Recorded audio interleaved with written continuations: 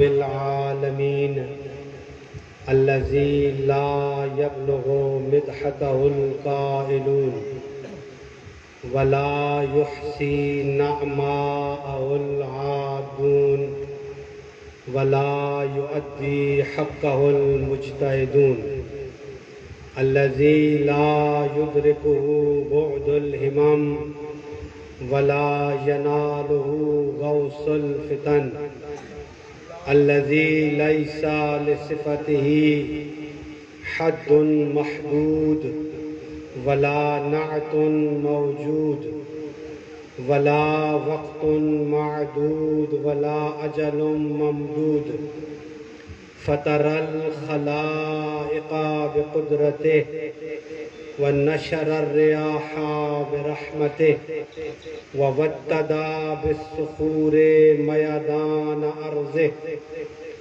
الصلاة والسلام والتحية والإكرام على رسول الأنام سيدنا الممجد بشيرنا المسدد نذيرنا المؤيد المصطفى الأمجد المحمود الأحمد أبي القاسم محمد المصطفى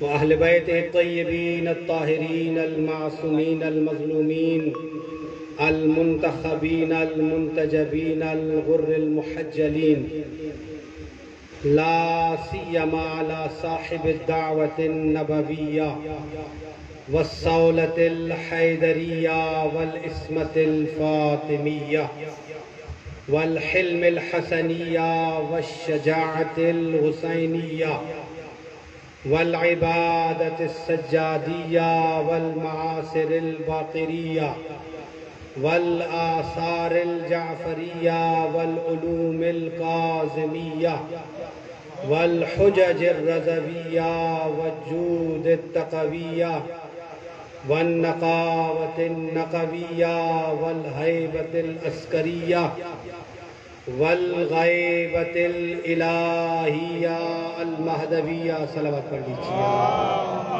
صلی علی محمد ولعنت اللہ علی اعدائہم ومنکری فضائلہم وغاصبی حقوقہم من یوم عداوتہم الی یوم الدین اما بعد فقد قال اللہ تبارک وتعالی في كتابه المحكم وخطابه المتقن وقوله الأحسن بسم الله الرحمن الرحيم إن الدين عند الله الإسلام ومن يبتغي غير الإسلام دينا فلن يقبل منه صلوات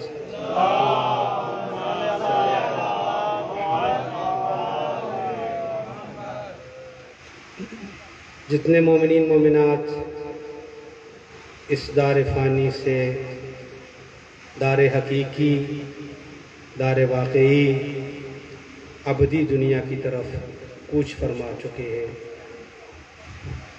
ان سب کے گناہ صغیرہ و کبیرہ کی یقینی بخشش کے لیے خلوص دل کے ساتھ بآواز بلند صلوات پڑھ لیجیے۔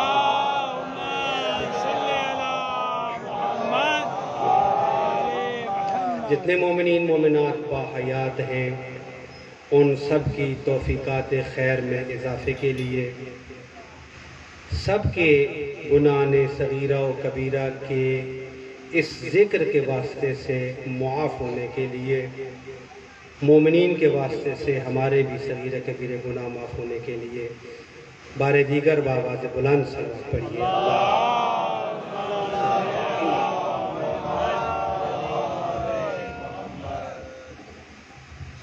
جتنے مریض ہیں ان سب کی شفا یابی کے لیے، شفائے کاملہ و عاجلہ کے لیے، خصوصاً روحانی بیماریوں کے علاج کے لیے غیرت کے مریض سید سجاد کی ذات مقدسہ منورہ مطہرہ مقدسہ پر بابا سے بلند صلوات پڑھیے۔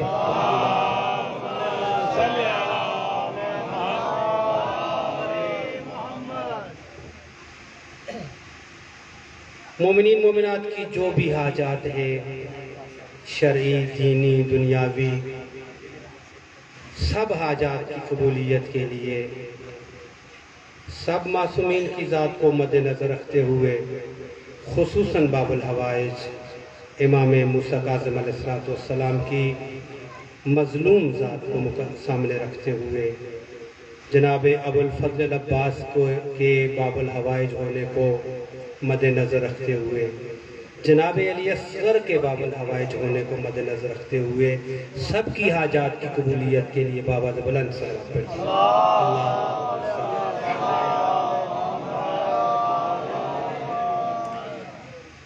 ایک صلوات اس عزم کے ساتھ، اس ارادت، توجہ ہو گئی ہے، اس عقیدت کے ساتھ، اس عشق کے ساتھ، اس معنویت کے ساتھ، اس روحانیت کے ساتھ پڑھیں گے کہ ہم جن کا ذکر کرنے کے لیے یا جن کا ذکر سننے کے لیے یہاں اکٹھے ہوئے ہیں، اکٹھے نہیں ہوئے بلکہ اکٹھے کیے گئے، آئے نہیں بلکہ بلائے گئے ہیں، جن کا تذکرہ ذکر کرنے کے لیے ہمیں دعوت دی گئی ہے، انوائٹ کیا گیا ہے، مدعو کیا گیا ہے، اس عزم کے ساتھ ان ازواج پہ صلوات پڑھیے کہ وہ اس محفل میں موجود ہیں۔ بابا سے بلند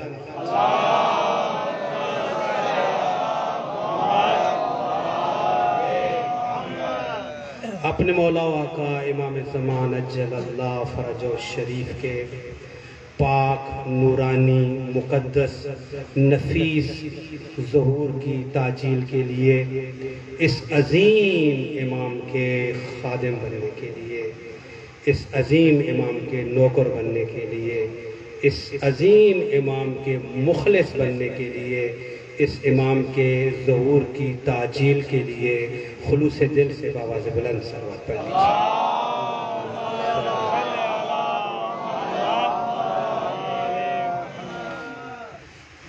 ہماری گفتگو کا موضوع دین اسلام، قرآن اور محمد و آل محمد۔ اسلام کیا ہے؟ دین کیا ہے؟ آواز آئی، ان الدین عند اللہ الاسلام، بے شک اللہ کے نزدیک پسندیدہ دین اسلام ہے۔ آپ کی سماعتوں پہ میں قربان ہو جاؤں، ابھی میں نے آغاز کیا ہے گفتگو کا، ابتدائے سخن میں دیکھ رہا ہوں ماشاءاللہ وہ سماعتیں اور وہ اذہان۔ آیت کیا کہہ رہی ہے کہ بے شک اللہ کے نزدیک جو پسندیدہ دین ہے وہ اسلام ہے۔ خود آیت بتا رہی ہے دین اور بھی ہیں،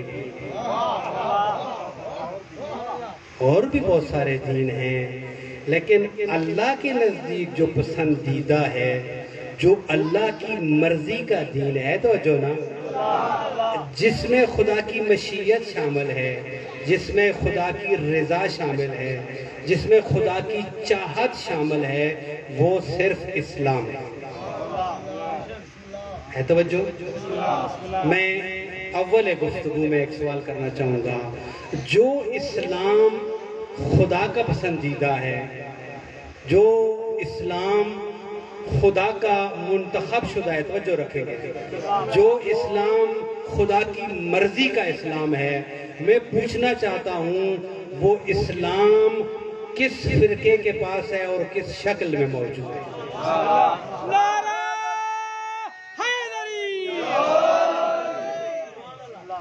ہر کلمہ گو کا دعویٰ یہ ہے، ہر کلمہ گو کا یہ دعویٰ ہے کہ میرے پاس جو اسلام ہے یہ واقعی اسلام ہے۔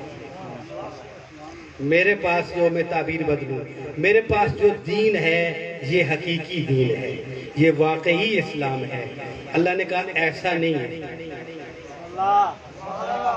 میں نہیں عرض کر رہا ہوں، اللہ نے کہا ایسا نہیں ہے، دین فقط ایک ہے، اسلام فقط ایک ہے، وہ ایک ہی ہمارا پسندیدہ ہے۔ میں اور سادہ کروں گا، ہو سکتا ہے آپ اور میں دھوکہ کھا جائیں، آپ کی اور میری غلط فہمی ہو جائے، آپ کی اور میری خوش فہمی ہو جائے۔ وہ خالق جس نے اس کائنات کو خلق کیا، بلکہ بدلوں جملے کو، وہ خالق جس نے دین کو خلق کیا، وہ اللہ جس نے اسلام کو بنایا، جس نے خود اسلام کو بنایا، اس سے غلطی نہیں ہو سکتی۔ وہ اصدق و صادقین ہے، وہ کہتے ہیں دینوں میں ایک ہی دین ہے، اسلاموں میں ایک ہی اسلام۔ پروردگار ہمیں کیسا پتہ چلے، کوئی دلیل، کوئی اشارہ، کوئی رہنمائی آواز آئی، ہم آپ کو اشارہ کرتے ہیں۔ الیوم اکملت لکم دینکم واتممت علیکم نعمتی۔ ابھی ہماری جو گفتگو ہو رہی تھی وہ یہ ہے، ورضیت لکم الاسلام دینا۔ تو جو فرما رہے ہیں، آواز آئی الیوم اکملت لکم دینکم، آج میں نے تمہارے لیے تمہارے دین کو اکمل کر دیا۔ عربی کا جملہ اگر دیکھیں، میری گفتگو انشاءاللہ زیادہ قرآن پہ ہوگی، کامل نہیں کہا، مکمل نہیں کہا، فرمایا الیوم اکملت لکم دینکم۔ اکمل عربی میں اس کو کہتے ہیں کہ جو ہر لحاظ سے مکمل ہو۔ پروردگار تیرا یہ دین تو بہت پہلے آیا تھا، اسلام جو لوگوں کے ذہن میں تصور ہے وہ تو بہت پہلے آ چکا ہے، توجہ آپ کی نا، وہ تو بہت پہلے آ چکا تھا، نمازیں بہت پہلے آ چکی تھیں، روزے بہت پہلے آ چکے تھے، حج بھی پڑھا جا چکا ہے، سارے کا سارا دین آ چکا ہے، اسلام آ چکا ہے۔ توجہ فرمائیں گے، 18 ذی الحجہ سے پہلے پیغمبر کی 40 سالہ زندگی سے لے کر یہ 23 سال کا جو زمانہ ہے، اس میں آسمان سے کیا آتا رہا، پیغمبر کیا تبلیغ کرتے رہتے رہے۔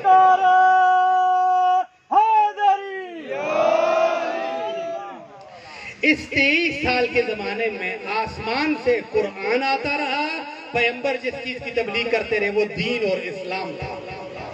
ہے توجہ آپ کی، وہ دین اور اسلام تھا۔ اور میں یہاں ممبر پر ایک طالب علم ہونے کے ناطے سے ذمہ داری سے کہہ رہا ہوں، اس سے پہلے جتنا بھی دین تھا 18 ذی الحجہ سے پہلے، کوئی آیت، کوئی اشارہ، خدا کا کوئی کلام بتاؤ جہاں پر خدا نے یہ کہا ہو میرے رسول میں اس دین سے راضی ہو گیا۔ رضیت لکم الاسلام دینا۔ جب پیغمبر نے 1,24,000 کے مجمع میں کھڑے ہو کر علی امیر کی ولایت کا اعلان کیا، میں کوشش کر رہا ہوں میں وہاں لے کے جاؤں اپنے سامعین کو کہ یہ شبہ دور ہو جائے کہ ہر دین نہیں ہے، ہر اسلام نہیں ہے، دین فقط ایک ہے، اسلام فقط ایک ہے، جو خدا نے دیا ہے، جو مصطفیٰ نے دیا ہے، جسے قرآن نے بیان کیا ہے، جس پر حدیث نے روشنی ڈالی ہے۔ تو جو ہے نا آپ کی آیت کی ابتدائی ہے، یا ایھا الرسول بلغ ما انزل الیک من ربک فَإِن لَمْ تَفْعَلْ فَمَا بَلَّغْتَ رِسَالَتَهُ۔ اے رسول پہنچا دو اس پیغام کو، ما انزل الیکا، جو آپ پر ہم نے نازل کیا ہے، وَإِن لَمْ تَفْعَلْ، میں یہاں روکوں گا آپ کو، وَإِن لَمْ تَفْعَلْ، کون کہہ رہا ہے؟ اللہ کہہ رہا ہے۔ کس کو کہہ رہا ہے؟ جس کی وجہ سے کائنات بنائی ہے۔ کیا کہہ رہا ہے؟ لم تفعل، اگر تو نے نہ کیا، اگر تو نے یہ اعلان نہ کیا، یہ پیغام نہ پہنچایا ہے، توجہ نہ آپ کی، اللہ کہہ رہا ہے، وجہ تخلیق کائنات کو کہہ رہا ہے، میں بدلوں جملے کو، جس کے 1,23,999 نبی نوکر بنائے اسے کہہ رہا ہے، جس کی وجہ سے کائنات کو خلق کیا اسے کہہ رہا ہے، جس کی وجہ سے ملائکہ کو وجود دیا اسے کہہ رہا ہے، جس کی وجہ سے جنت اور جہنم کو تخلیق کیا اسے کہہ رہا ہے، بدلو جملے کو، جس کی وجہ سے ذات وحدت نے اپنے آپ کو پردہ غیبت سے پردہ ظہور میں لایا اس کو کہہ رہا ہے۔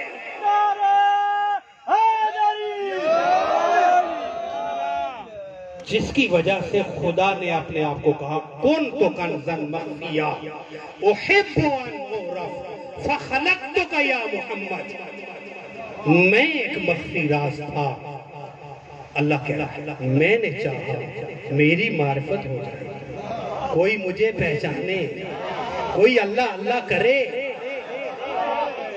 میری معرفت ہو جائے۔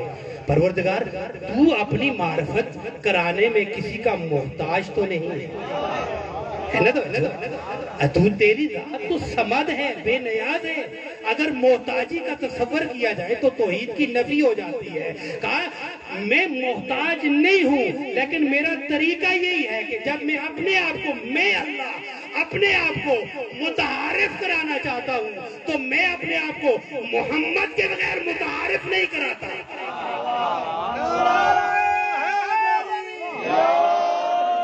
مخفیہ احببتو یا احبو بھی بعضوں نے لکھا احببتو ان اعرف، میری خواہش ہوئی کہ میں پہچانا جاؤں، اپنی پہچان کی توجہ فرمائیں گے، اپنی پہچان کی خواہش کی تکمیل کے لیے میں نے تجھے خلق کیا ہے، میں نے جسے اپنی معرفت کی ہے نا توجہ خواہش کی تکمیل کے لیے خلق کیا تھا، آج 18 ذی الحج کو اس کو فرما رہا ہے اِلَّمْ تَفْعَلْ، اگر تو نے ہمارا یہ پیغام لوگوں تک نہ پہنچایا ما بلغت رسالتہ، اگر آپ کی ارتکاز توجہ بحال ہو، میں نے جو بات پہلے کی تھی دین کیا ہے، اسلام کیا ہے، کتنے ہیں، وہ میں دلیل ابھی دینے جا رہا ہوں، ہے نا توجہ، فرمایا اِلَّمْ تَفْعَلْ فَمَا بَلَّغْتَ رِسَالَتَهُ، اگر تو نے ہمارا یہ پیغام لوگوں تک نہ پہنچایا تو تو نے ہماری رسالت کا کوئی کام نہیں، ما بلغت رسالتہ، یہ کا اشارہ اللہ کی طرف ہے، تو گویا تو نے، میں نے عربی میں ترجمہ کیا تھا، اردو میں کرتا ہوں، گویا تو نے، گویا توجہ، گویا تو نے اگر آج اعلان نہ کیا تو گویا تو نے، توجہ، گویا تو نے ہمارے اسلام کا کوئی پیغام کسی تک نہیں پہنچایا، سن رہے ہیں، گویا تو نے اس سے پہلے ہماری شریعت کا کوئی پیغام نہیں پہنچایا ہے، او میرے رسول گویا تو نے اگر آج تو نے یہ اعلان نہ کیا ما بلغت رسالتہ، نعوذ باللہ، گویا تو نے اس سے پہلے دین کا کوئی کام نہیں کیا ہے۔ سخت جملے تھے، میں اس کو تھوڑا سلیس کرنا چاہتا ہوں، اگر رسول کو اللہ یہ فرمائے اگر یہ اعلان نہیں کیا تو گویا تو نے کچھ نہیں کیا ہے، نہ نماز، پروردگار عالم یہ تیرا عزیز ہے، یہ تیرا معشوق ہے نا توجہ، یہ تیرا معشوق ہے، اس کے لیے تو نے سارا کچھ خلق فرمایا تھا، آج تیرے تیور کچھ اور نظر آ رہے ہیں، آج آیت کے تیور بھی کچھ اور نظر، کیوں ایسا ہو رہا ہے، وجہ کیا ہے، ابھی توجہ فرمائیے گا، وجہ کیا ہے، مجھے قرآن کی عظمت کی قسم، وجہ یہ تھی، پروردگار عالم کی آواز آئے گی، اس سے پہلے توجہ، اس سے پہلے جس طرح ہم نے آدم کا ڈھانچہ بنایا، اس سے پہلے جس طرح ہم نے آدم کا ڈھانچہ بنایا تھا، سن لیا نا جملہ، اس ولایت کے اعلان سے پہلے وہ اسلام نہیں ہے، فقط اسلام کا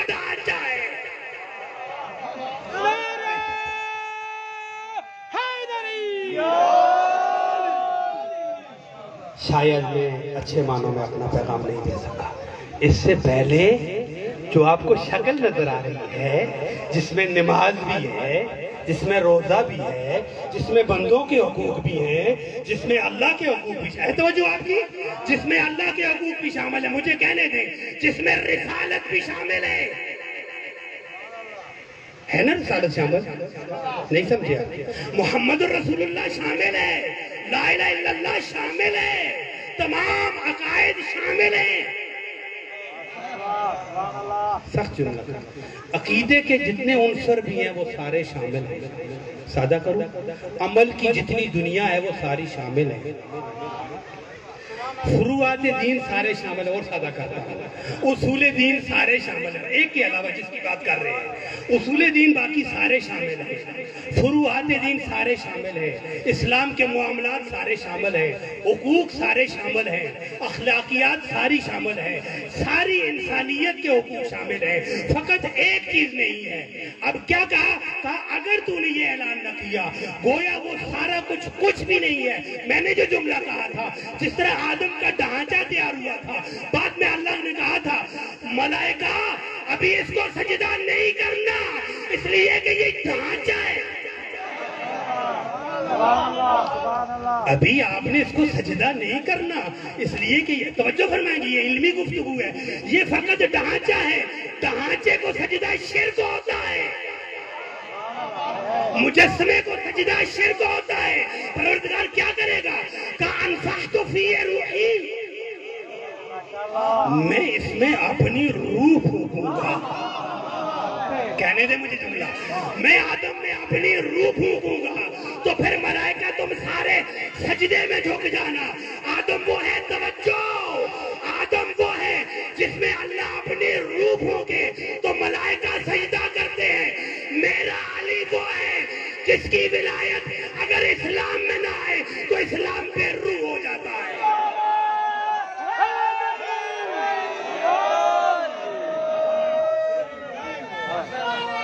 علی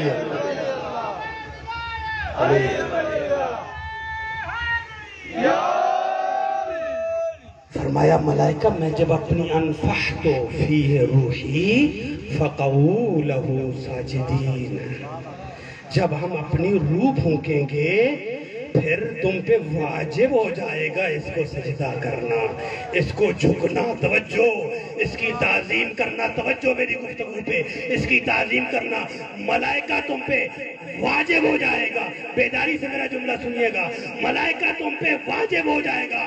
میں منبر حسین سے یہ سوال کرنا چاہتا ہوں، ایک طالب علم ہونے کے ناطے سے، آدم کی کائنات میں حیثیت کیا تھی؟ آدم کو فقط اور فقط لباس خلافت اللہ نے دینا تھا۔ توجہ فرمائیے، آدم کو اللہ نے لباس خلافت دینا تھا، کہا اس لیے تم سجدہ کرنا کہ ہم آدم کو انی جائلن فی الارض خلیفہ، میں آدم کو خلیفہ زمین میں بنانے والا ہوں۔ پروردگار عالم اگر ناراض نہ ہو تو میں ایک سوال کرنا چاہتا ہوں، جس کے سامنے ملائکہ کو جھکایا تھا، جس میں اپنی روح تو نے پھونکی تھی، جس کے لیے ملائکہ نے سجدہ کیا تھا، میں پوچھنا یہ چاہتا ہوں اس کی خلافت میں اور میرے امام کی خلافت میں فرق کتنا ہے؟ وہ بھی خلیفہ ہے، یہ بھی خلیفہ ہے، اس کی خلافت میں اور جس کی بات ہم کر رہے ہیں اس کی خلافت میں فرق کتنا ہے؟ تو جو آپ کی کہوں جملہ، فرق کتنا ہے؟ کہا بس اتنا یاد رکھ لیں، اس کو مٹی سے بنایا ہے، اس کو تراب سے بنایا ہے، اس کو ہم نے ابو تراب بنایا ہے۔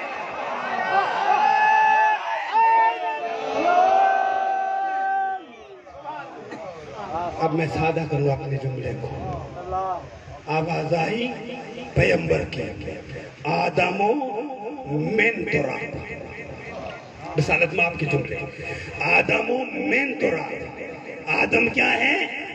من تراب، مٹی کا پتلا، مٹی سے بنا ہوا، آدم من تراب ہے۔ ہم جس کو اسلام کی روح سمجھتے ہیں وہ ابو تراب ہے۔ مطلب کیا ہوا؟ یہ ابو تراب ہے، وہ من تراب ہے، اس اس وقت تک من تراب کا مطلب ہے اولاد مٹی کی، توجہ، وہ اس وقت تک وجود میں نہیں آ سکتا جب تک کہ ابو تراب نہ ہو۔ آسان کا ابو تراب کا مطلب ہے ابو تراب، مٹی کا باپ۔ باپ وہ ہوتا ہے جس کی وجہ سے اولاد وجود میں آتی ہے۔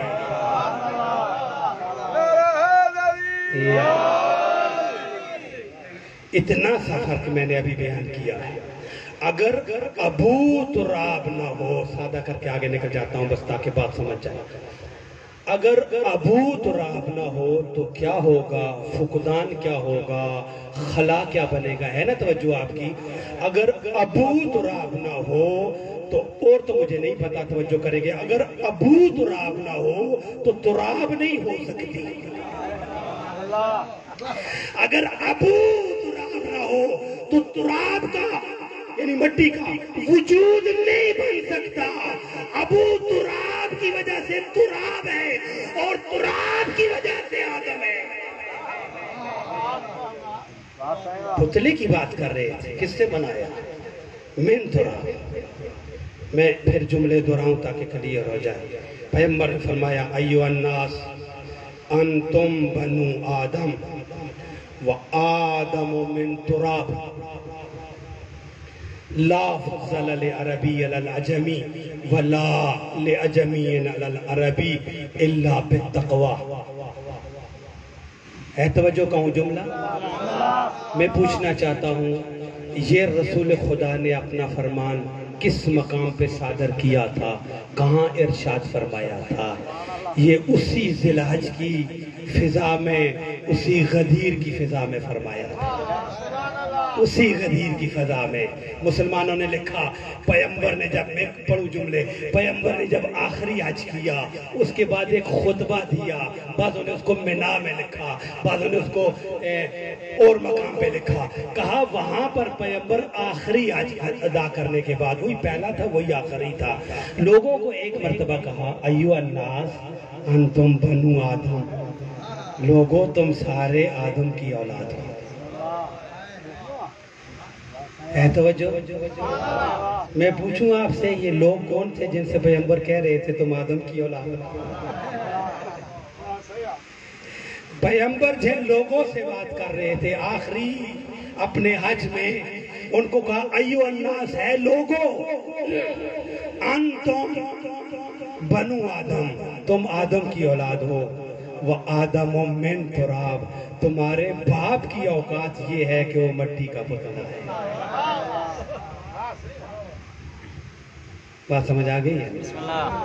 نہیں کہا، میں نہیں کہا کہ وہ لوگ کون تھے، کس مقام کے مالک تھے، میں نے ان کے باپ کی بات کی۔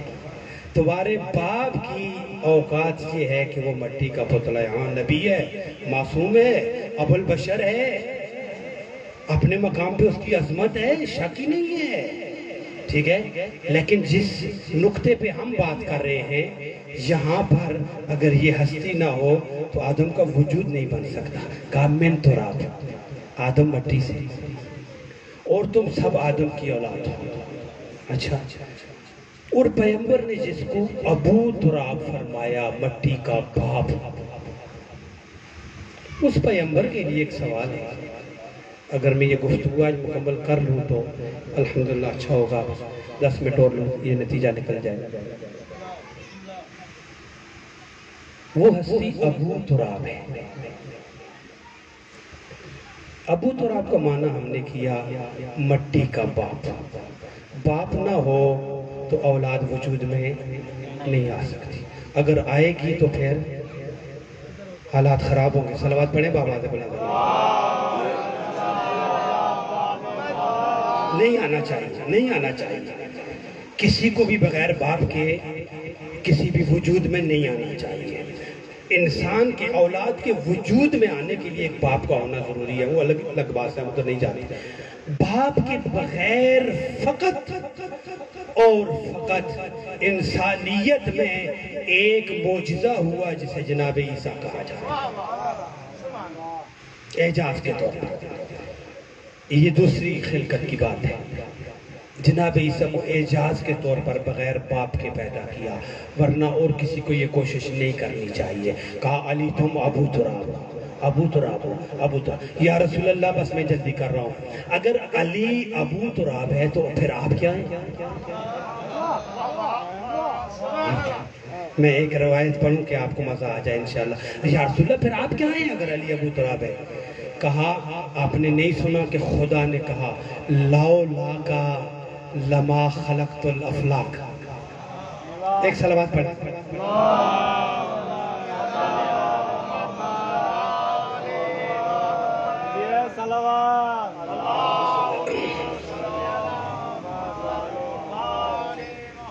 یہ حدیث قدسی کے لفظ تھے جو میں نے اپنی خدمت میں پڑھے۔ کیا ہے؟ لولا کا لما خلقت الافلاک۔ اے میرے رسول اگر میں تجھے خلق نہ کرتا تو میں افلاک کو خلق نہ کرتا۔ میں افلاک کو خلق نہ کرتا۔ بھئی سادہ سی باتیں میں کر کے آگے جاتا ہوں۔ افلاک جمع ہے، اس کا مفرد فلک ہے۔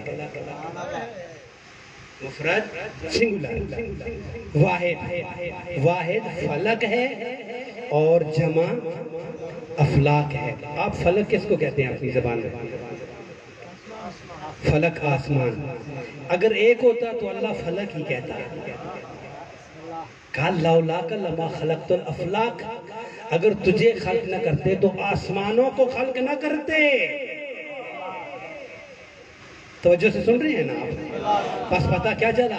رسول اگر تجھے خلق نہ کرتے ہم آسمانوں کو خلق نہ کرتے، اور اگر علی کو خلق نہ کرتے تو زمین کو خلق نہ کرتے۔ کہہ رہا ہوں میں پہنچا لوں، اگر تجھے خلق نہ کرتے، لولا کا میں نے اس لیے حدیث قدسی پڑھی ہے دلیل کے طور پر، لولا کا لما خلقت الافلاک، اللہ کا کلام ہے میرے حبیب، اگر میں تجھے خلق نہ کرتا میں افلاک کو خلق نہ کرتا۔ پیغمبر نے کہا فرمایا یعنی تو ابو تراب ہے، بالکل یہی مطلب ہے اس کا، یعنی اگر تو نہ ہوتا تراب نہ ہوتی، تراب سے مراد مٹی ہے اور مٹی سے مراد یہاں ساری زمین ہے۔ بس مجھے کیا نتیجہ نکال، زمین علی کی وجہ سے، آسمان پیغمبر کی وجہ سے۔ اب کہوں میں وہ جملہ جس کے لیے میں نے اتنی آپ کو زحمت دی ہے، آدم کی تخلیق میں فقط مٹی شامل نہیں تھی۔ کیا کہنے آپ کیا؟ ادھر سے کسی کی آواز آئی تھی۔ آدم کی تخلیق میں فقط مٹی شامل نہیں تھی، اس لیے کہ تنہا مٹی کچھ نہیں کر سکتی، مٹی کے ساتھ جب پانی ملتا ہے پھر آدم بنا کرتا ہے۔ نقطہ آپ نے لے لیا، میں قربان جاؤں اس سماعت پہ اور اس عظمت پہ۔ یعنی اب مجھے جملہ کامل کرنے دیں، یعنی محمد اور علی سبب ہیں، محمد اور علی سبب ہیں آدم کی خلقت کا۔ اگر محمد اور علی نہ ہو اولاد آدم، تمہارا باپ آدم نہ ہوتا۔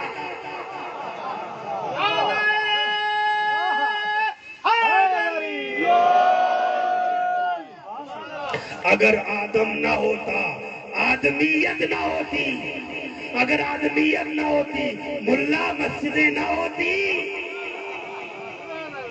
کچھ بھی نہ ہوتا۔ میں کہہ دوں جملہ جس کے لیے میں اتنی تکلیف کر کے آیا ہوں، تو بس کیا ہوا؟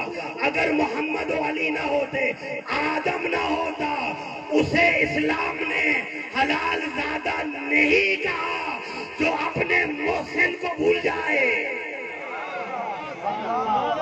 جس کے سبب سے ہم دنیا میں آئے، جس کی وجہ سے ہم پیدا ہوئے، اسے آدم کہا جاتا ہے، اور آدم جن کی وجہ سے بنا انہیں محمد و علی کہا جاتا ہے۔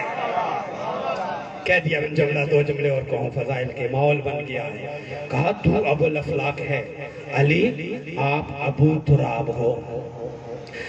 پانی آسمان سے آتا ہے اور مٹی زمین پہ ہوتی ہے۔ اگر بیدار سماتے ہو تو لطف آئے گا انشاءاللہ۔ میں فقہ کی طرف جا رہا ہوں، دین کی طرف جا رہا ہوں، شریعت کی طرف جا رہا ہوں، توجہ فرمائیں گے۔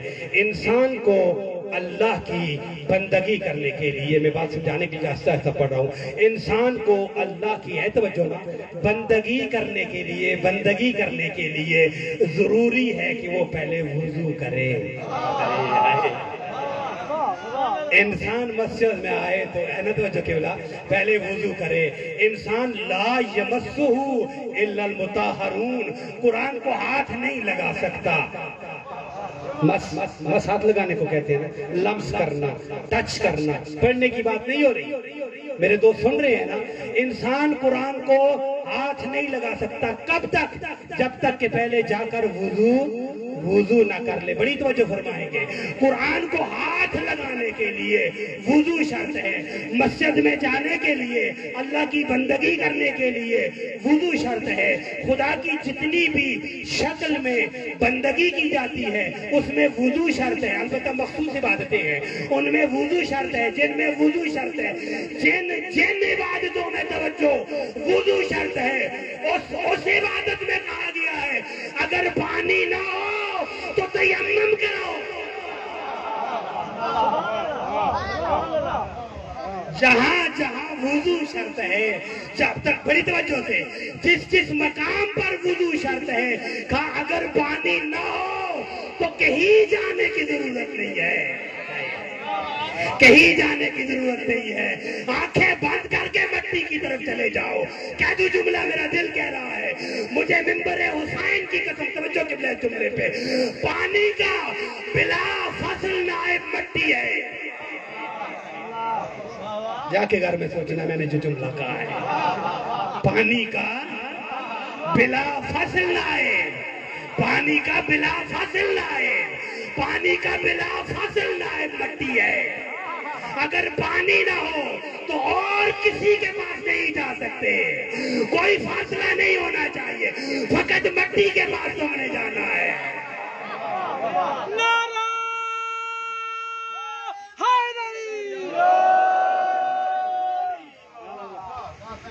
میں فقط اسی لیے زور لگا رہا تھا یہ جملہ اذہان میں راسخ ہو جائے، پہنچ جائے آپ لوگوں تک۔ پانی نہ ہو تو آپ کو مٹی کے پاس جانا ہے۔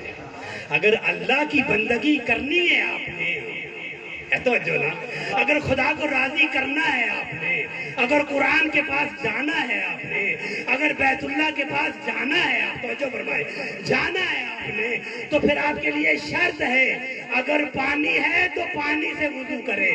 کیا کہنا چاہتا ہے؟ میں آیت پڑھنا چاہتا ہوں، نہیں مزہ نہیں آئے، قرآن کی آیت ہے، لَمْ تَجِدُ الْمَاءَ فَتَيَمَّمُوا صَعِيدًا طَيِّبًا، قرآن کی آیت ہے، لَمْ تَجِدُ الْمَاءَ، اگر تمہیں پانی نہ ملے، فَتَيَمَّمُوا صَعِيدًا طَيِّبًا، تو پھر جاؤ پاک مٹی سے جا کے تیمم کرو۔ آیت ہو گئی۔ میں نے کیوں کہا آیت؟ آیت اس لیے کہا کہ میں کوئی بات کروں تو اس کو شاید کسی اور عنوان سے دیکھا جائے کہ ایک شیعہ عالم نے یہ بات کی تھی، آپ کریں تو یہ کہا جائے گا ایک شیعہ شخص نے مثلاً بات کی تھی۔ توجہ نا، میں اس لیے کہہ رہا ہوں آیت ہے، یہ بات اللہ نے کی ہے، یہ تو سب کا سانجھا ہونا چاہیے نا۔ یہ بات اللہ نے کیا کہہ رہا ہے؟ اللہ اپنے قرآن میں سورہ بقرہ میں فرما رہا ہے إِلَّمْ تَجِدُوا الْمَاءَ فَتَيَمَّمُوا صَعِيدًا طَيِّبًا، اگر تمہیں پانی جہاں بھی وضو کی ضرورت ہوتی ہے پانی نہ ملے، فوراً جاؤ مٹی کے پاس جا کے تیمم کرو اور تیمم کر کے میرے پاس آؤ۔ خدا تو کیا کہنا چاہتا ہے؟ کہا میرے قرآن میں راز ہیں، ہے نا، توجہ، اشارے ہیں، میں دو مسئلے سمجھانا چاہتا ہوں۔ یہ پانی ظاہری مراد ہے، اگر پانی نہ ہو تو تیمم کرو جا کے۔ حقیقت میں یہ کہنا چاہتا ہوں اگر مصطفیٰ نہ ہو کسی دروازے پہ جانے کی ضرورت نہیں، فقط مرتضیٰ کے پاس جا سکتے ہو۔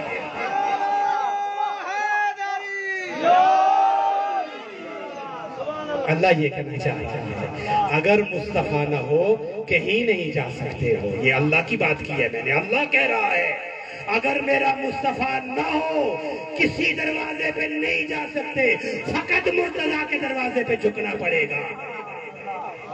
بس پتہ چلا یہ خدا کی مرضی یہی ہے، خدا کی رضا یہی ہے، اصل دین یہی ہے، اصل وفا کی تو انشاءاللہ آپ کی خدمت میں عرض کریں گے، وقت پورا ہو گیا ہے۔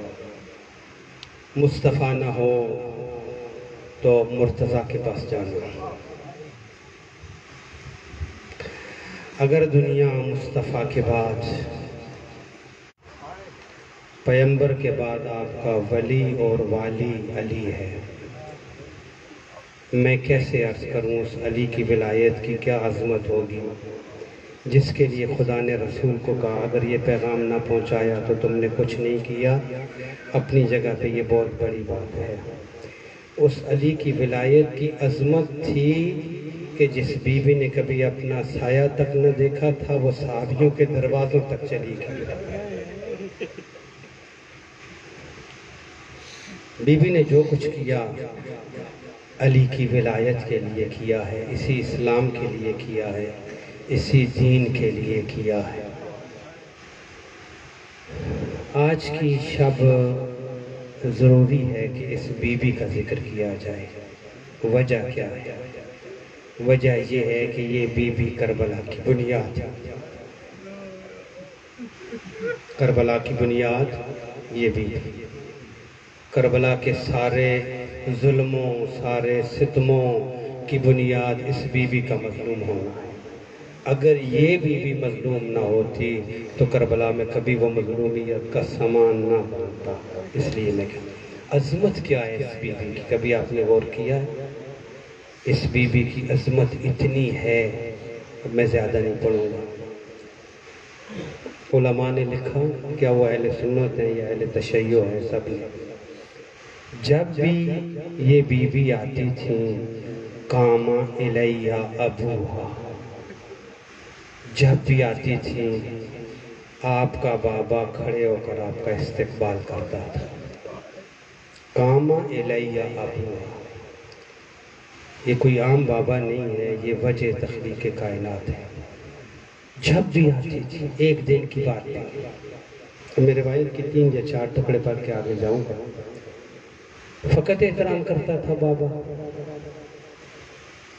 دوسری روایت نے لکھا نہ فقط احترام نہیں کرتا تھا، اپنے مقام سے کھڑے نہیں ہوتے تھے، بلکہ جہاں سے زہرا پر نظر پڑتی تھی پیغمبر آگے چلنا شروع کر دیتے تھے۔ کیوں؟ استقبال کے۔ شاید زیادہ مسائل نہ پڑھ سکوں۔ یا رسول اللہ، آپ زہرا کو استقبال کا عادی نہ بنائیں۔ شاید زہرا کے ذہن میں یہ سوال ہو، میں وہ ہوں جو جب بھی آتی ہوں میرا بابا میرا استقبال کرتا ہے، میں جب بھی آتی ہوں میرا بابا اٹھ کے کھڑا ہو جاتا ہے، میرے بابا سے بڑا تو کوئی بھی نہیں ہے، پھر میں جہاں بھی جاؤں گی میرا کھڑے ہو کے لوگ استقبال کریں گے۔ فقط استقبال نہیں کرتے تھے، فقط کھڑے نہیں ہوتے تھے۔ استقبال کرنے کے بعد روایت کا اگلا ٹکڑا پڑھو، فقبل یدہا، پیغمبر جب اپنی بیٹی کے پاس پہنچتے تھے تو اپنی بیٹی کے ہاتھوں کو چومنا شروع کرتے تھے۔ قبل یدہا، کبھی دائیں ہاتھ پہ بوسہ دیتے تھے، کبھی بائیں ہاتھ پہ بوسہ دیتے تھے، کبھی ایک رخسارے پہ بوسہ دیتے تھے، کبھی دوسرے رخسارے پہ بوسہ دیتے تھے، کبھی پیشانی پہ بوسہ دیتے تھے۔ عزیزانو چوتھا ٹکڑا بھی پڑھوں پھر میں مصائب شروع کروں، عظمت بتاؤں اس بی بی کی۔ اس کے بعد رسول کیا کرتے تھے؟ اس کے بعد اللہ کے رسول فرماتے تھے زہرا آپ آگے ہو جاؤ، میں آپ کے پیچھے پیچھے چلتا ہوں۔ روایت نے لکھا بی بی آگے ہو جاتی تھی، پیغمبر زہرا کے قدم پر قدم رکھ کے پیچھے پیچھے چلتے تھے۔ بس میں نے پڑھ دیا، یہی مصائب ہوتا ہے۔ بی بی کہتی تھی بابا میں نے کہاں جانا ہے؟ رسالت ماں فرماتے تھے بیٹی تو نے میری مسند کی طرف جانا ہے۔ جب بی بی پیغمبر کی مسند کے قریب پہنچتی تھی، بابا میں نے کہاں بیٹھنا ہے؟ آپ نے کہاں بیٹھنا ہے؟ پیغمبر فرماتے تھے، میں نہیں پڑھ سکتا یہ مسائل، پیغمبر فرماتے تھے میری بیٹی تم میری مسند کی طرف بیٹھ، میری مسند پر بیٹھ جاؤ، میں تمہارے پاؤں کی طرف بیٹھ جاتا ہوں۔ پیغمبر کے مقام پر، پیغمبر کی مسند پر، پیغمبر کی جگہ پر پیغمبر اپنی بیٹی کو بٹھاتے تھے، رسول اپنی بیٹی کو بٹھاتے تھے۔ ایک ٹکڑا اور رہ گیا، وہ بھی پڑھنے دیں۔ اس کے بعد پیغمبر زہرا کے پاؤں کی طرف بیٹھ جاتے تھے، پاؤں کی طرف، عزاداروں پاؤں کی طرف۔ وجہ تخلیق کائنات پاؤں کی طرف ہوتا تھا۔ بی بی مسند پیغمبر پہ بیٹھی ہوتی تھی۔ ایک جملہ اور پڑھتا ہوں، روایت میں لکھا، پھر پیغمبر جب اپنی بیٹی سے بات کرتے تھے، بات کرنے سے پہلے ایک جملہ کہتے تھے، میں تھوڑی سی تمہید باندھ لوں۔ رسول خدا سے جب کوئی صحابی بات کرتا تھا تو ایک جملہ کہتا تھا، بے ابی انتا و امی یا رسول اللہ۔ ہر صحابی کے لیے یہ احترام تھا، غور سے سنیے گا اس کو، ہر صحابی کے لیے یہ احترام تھا جب وہ پیغمبر سے بات کرے پہلے یہ جملہ کہے، یا رسول اللہ آپ پہ میرے ماں باپ قربان ہو جائیں، یا رسول اللہ آپ پہ میرے ماں باپ قربان ہو جائیں، پھر وہ رسول سے بات کرتا تھا۔ میں کہہ دوں جملہ، رسول، مجھے رسول کی عظمت کی قسم ہے، زہرا کی عظمت کی قسم ہے، روایت نے یہ جملے لکھے ہیں، رسول کی بیٹی مسند پہ بیٹھی ہوتی تھی، پیغمبر پاؤں کی طرف بیٹھے ہوتے تھے۔ پیغمبر جب زہرا سے بات کرنا چاہتے تھے کہتے تھے، بے ابی انت و امی یا بذاتی، او میرے جگر کے ٹکڑے، تجھ پہ میرے ماں باپ قربان ہو جائے۔ بی بی سمجھ جاتی تھی میرا بابا مجھ سے بات کرنا چاہتا ہے۔ عزادارو، جس بی بی کی یہ عظمت تھی، ایک وقت ایسا آیا جس کو بابا نے اتنے احترام کا عادی بنا دیا تھا، ایک وقت ایسا آیا یہ بی بی مسجد میں آ گئی۔ وہی بی بی مسجد میں پہنچی، مجھ سے زیادہ آپ کے علم میں ہوگا کتنا استقبال ہوا ہوگا، کتنا احترام ہوا ہوگا زہرا کا، زیادہ نہیں پڑھ سکوں گا، فقط ایک جملہ شاید پڑھ لوں۔ جب بی بی نے کہا یہ صدق میرا حق ہے، یہ میرے بابا نے مجھے ہبہ کیا ہے، کہا آپ کے پاس کوئی دلیل ہے؟ کہا میں کیا دلیل دوں آپ کو، میرا حسن گواہ ہے، میرا حسین گواہ ہے، میرا علی گواہ ہے، ام ایمن گواہ ہے، یہ رسول کی سند گواہ ہے، میرے پاس 5 گواہ ہیں عزادارو۔ پھر میں عرض کروں، بی بی نے کہا میرا حسن گواہ ہے، میرا حسین گواہ ہے، میرا علی گواہ ہے میرا کہ یہ صدق میرا حق ہے، ام ایمن میری کنیز گواہ ہے یہ میرا حق ہے۔ کسی پہ اگر تمہیں اعتبار نہیں ہے، یہ رسول کا لکھا ہوا گواہ ہے کہ یہ میرا حق ہے۔ یا رسول اللہ، جس بیٹی کو اتنے احترام کا عادی بنایا تھا، جب آپ کے ہاتھوں کی لکھی ہوئی سند اس بی بی نے اس شخص کے سامنے پیش کی تو تاریخ نے لکھا ایک دوسرا شخص اٹھا، اس نے آ کر بی بی کے ہاتھوں سے، بس میں احترام سے پڑھوں گا، بی بی کے ہاتھوں سے وہ اس کے بابا کا خط، وہ نامہ، وہ تحریر، وہ مقدس تحریر زہرا کے ہاتھوں سے لی۔ بی بی یہ سوچ رہی تھی شاید میری تحریر پڑھ کر میری بات پہ غور کیا جائے گا، اس پہ کیا لکھا ہوا ہے۔ عزادارو، میں بھی پڑھ رہا ہوں، آپ بھی سن رہے ہیں، مجھے نہیں پتا حسین کی ماں کے دل پہ کیا گزری جب اس نے اپنے ہاتھوں میں لے کر ٹکڑے ٹکڑے کرنا شروع کیا۔ فقط ٹکڑے ٹکڑے نہیں کیے عزادارو، ٹکڑے ٹکڑے کرنے کے بعد زہرا کے قدموں پہ جب پھینکی، زہرا اپنے بابا کی تحریر اٹھانے کے لیے زمین پہ بیٹھ گئی۔ عزادارو، کوئی منظر تو یاد آیا ہوگا زہرا کو۔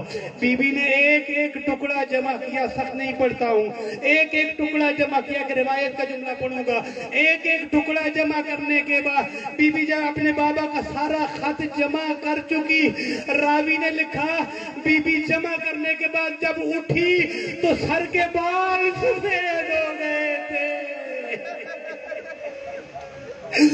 زہرا کے سر کے بالوں میں سفیدی آ گئی تھی۔ عزادارو، یہ بی بی اپنے بابا کی تحریر اٹھانے کے بعد جب اپنے گھر کی طرف آئی، اپنے دروازے سے داخل ہوئی، بس زیادہ نہیں پڑھوں گا، دروازے سے جب داخل ہوئی، ام المصائب نے ایک ہی سوال کیا، زینب عالیہ نے ایک ہی بات پوچھی، اماں خدا کے لیے مجھے اتنا بتا دو، کیا تمہیں حق ملا ہے یا نہیں ملا؟ بی بی نے کہا بیٹا زینب، یہ نہ دیکھو مجھے حق ملا ہے یا نہیں ملا، بیٹی میرا حسین مارا جائے گا اور زینب تیری چادر اب نہیں بچے گی۔ بس عزادارو، بی بی کے بال سفید ہو گئے، बीबी अपने घर में आई, बेटी ने इस्तकबाल किया, बेटी ने सवाल किया, माँ ने एक ही जवाब दिया, मुझे हक मिला है या नहीं मिला? मैं जो मंजर देख के आई हूँ, अब मेरा हुसैन मारा जाएगा, अब तेरी चादर लूटी जाएगी। मैं फकत एक सवाल करता हूँ, अब दारू दलील देना चाहता हूँ, मसाइब की दलील देना चाहता हूँ। ये कैसे मुमकिन है? बीबी अपने बाबा की सनद उठाने के लिए, जमा करने के लिए बैठी हो और उठी हो तो बीबी के बाल सफेद हो गए हो। बस मैं दलील देना चाहता हूँ। इमाम सज्जाद को देखिए करबला में, मेरे मौला इमाम हुसैन ने जब कहा था, बेटा ओ मेरे गैरतमंद बेटा सज्जाद, तूने फूफियों के साथ कूफा जाना है। ओ मेरे गैरतमंद बेटा सज्जाद, तूने माओ के साथ शाम में जाना है।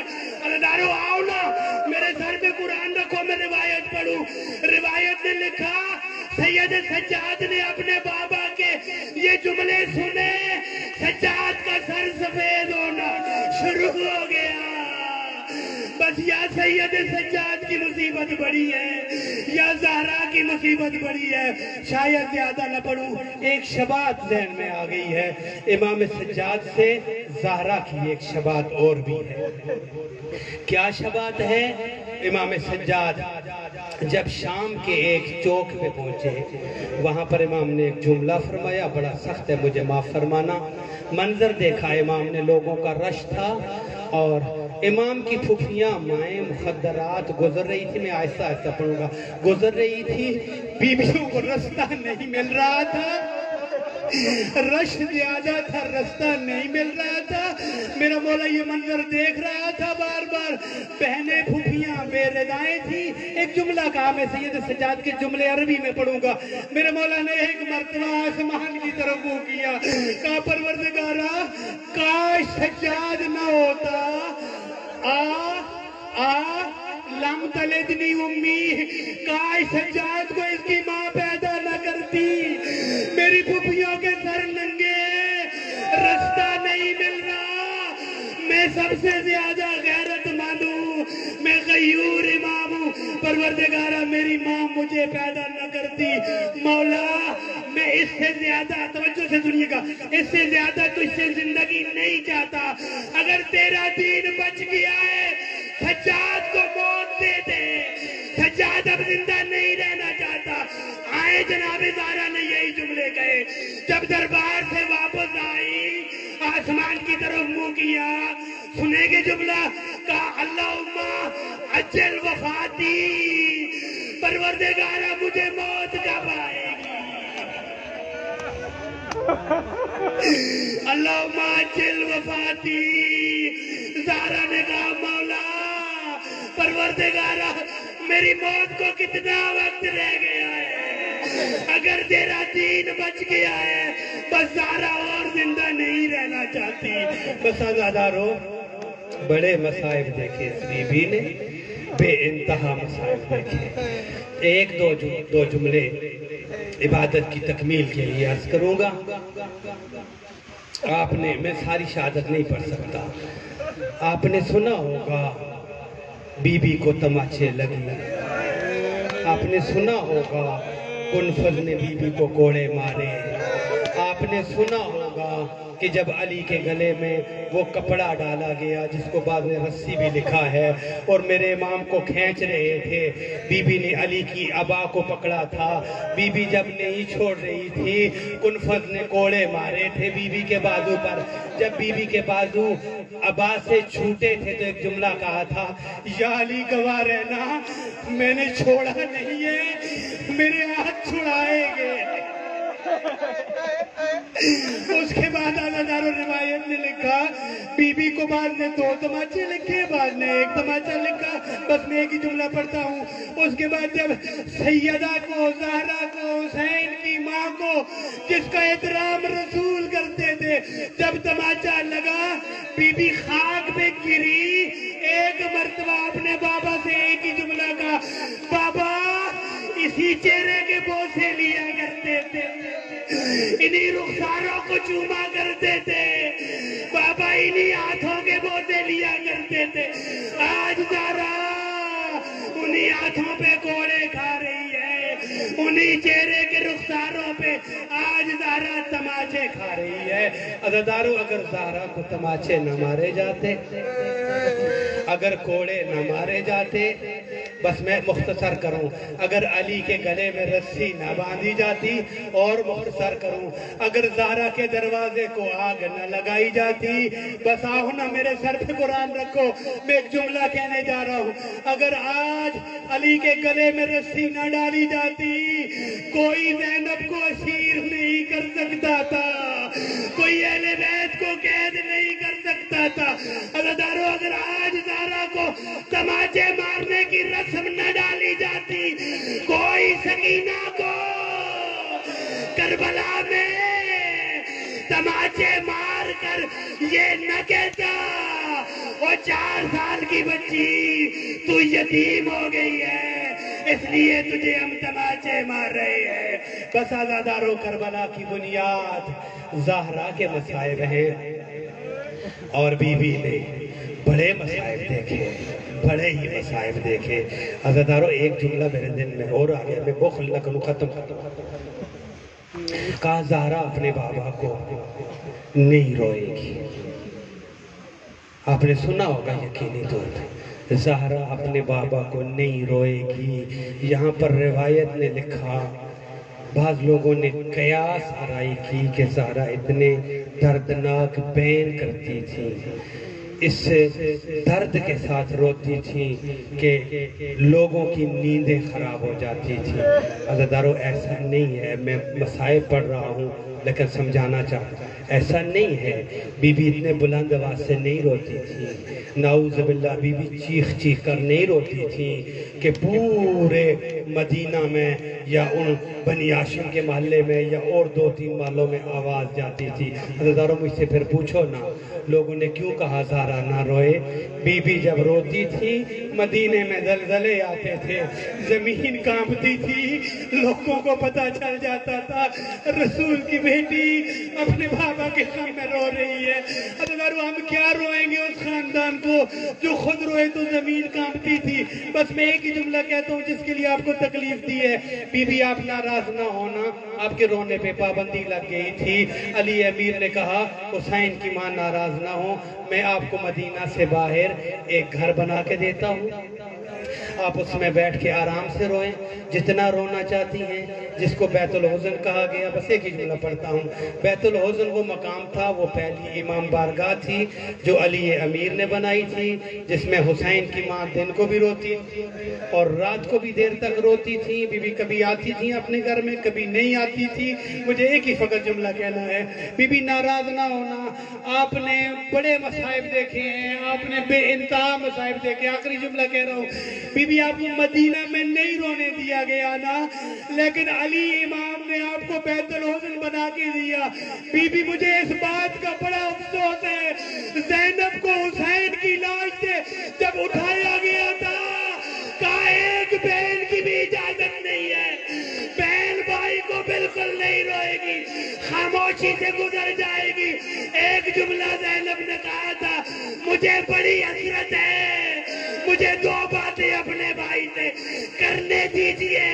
کہا نہیں زینب کو اسیر کرو۔ زہرا آپ کو رونا تو نصیب ہوا، زینب کو رونے کی اجازت بھی نہیں ملی۔ انا للہ وَإِنَّا إِلَيْهِ رَاجِعُونَ۔ أَلَا لَعْنَةُ اللَّهِ عَلَى الْقَوْمِ الظَّالِمِينَ۔